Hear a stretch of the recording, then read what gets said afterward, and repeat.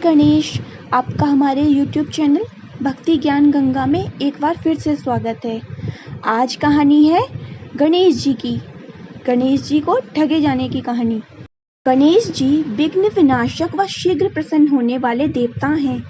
अगर कोई सच्चे मन से गणेश जी की वंदना करता है तो गौरी नंदन तुरंत प्रसन्न होकर उसे आशीर्वाद प्रदान करते हैं। वैसे भी गणेश जी जिस स्थान पर निवास करते हैं उनकी दोनों पत्नियां रिद्धि तथा सिद्धि भी उनके साथ रहती हैं। उनके दोनों पुत्र शुभ व लाभ का आगमन भी गणेश जी के साथ ही होता है। कभी कभी तो भक्त भगवान को असमंजस में डाल देते हैं। पूजा पाठ व भक्ति का जो वरदान मांगते हैं वह निराला होता है। काफी समय पहले की बात है। एक गांव में एक अंधी बुढ़िया रहती थी। वह गणेश जी की परम भक्ति थी। आंखों से भले ही दिखाई न देता था, परंतु सुबह शाम गणेश जी की बंदगी में मग्न रहती थी। नित्य गणेश जी की प्रतिमा के आगे बैठकर उनकी स्तुति करती थी, भजन गाती व समाधि में लीन रहती। गणेश जी बुढ़िया की भक्ति से बड़े प्रसन्न हुए। उन्होंने सोचा, यह बुढ़िया नित्य हमारा स्मरण करती है, परंतु बदले में कभी कुछ नहीं मांगती। भक्ति का फल तो मिलना ही चाहिए। ऐसा सोचकर गणेश जी एक दिन बुढ़िया के सम्मुख प्रकट हुए और बोले, माई, तुम हमारी सच्ची भक्त हो। जिस श्रद्धा व विश्वास से हमारा स्मरण करती हो, अब हम उसे प्रसन्न हैं। अतः तुम जो वरदान चाहो उससे मांग लो। बुढ़िया बोली, प्रभु, मैं तो आपकी भक्ति प्रेम भाव से करती हूँ। मांगने का तो मैंने कभी सोचा ही नहीं, अतः मुझे कुछ नहीं चाहिए। गणेश जी पुनः बोले, हम वरदान देने के लिए आए हैं। बुढ़िया बोली, हे सर्वेश्वर, मुझे मांगना तो नहीं आता। अगर आप कहें तो मैं कल मांग लूंगी। तब तक मैं अपने बेटे और बहू से भी सलाह मशविरा कर लूंगी। गणेश जी कल आने का वादा करके वापस लौट गए। बुढ़िया का एक पुत्र व बहू थे। बुढ़िया ने सारी बात उन्हें बतलाकर सलाह मांगी। बेटा बोला, माँ, तुम गणेश जी से ढेर सारा पैसा मांग लो, हमारी गरीबी दूर हो जाएगी, सुख चैन से रहेंगे।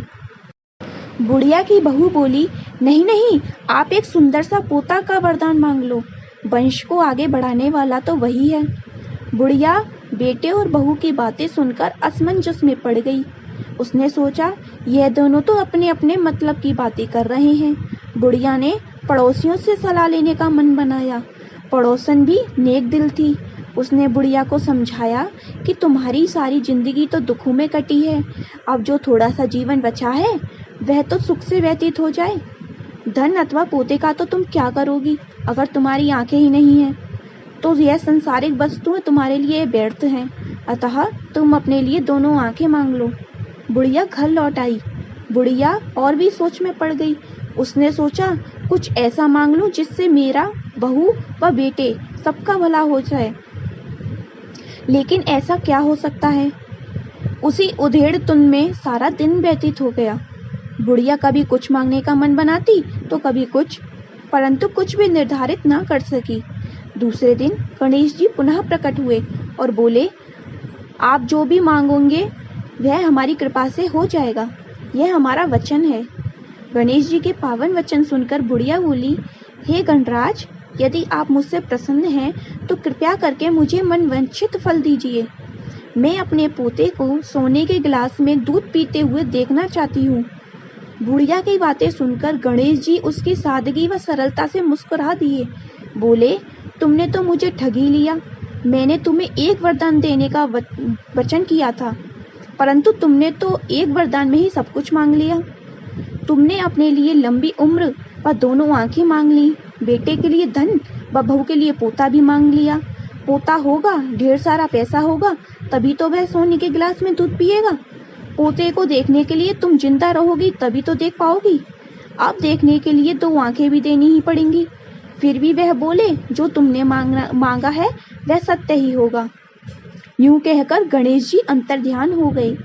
कुछ समय पाकर गणेश जी की कृपा से बुढ़िया के घर पोता हुआ। बेटे का कारोबार चल पड़ा। बुढ़िया की आंखें की रोशनी वापस आ गई। बुढ़िया अपने परिवार सहित सुखपूर्वक जीवन व्यतीत करने लगी। जय श्री गणेश। ही रोचक व पौराणिक कहानियों के लिए हमारे चैनल को सब्सक्राइब करें व अधिक से अधिक शेयर करें। धन्यवाद।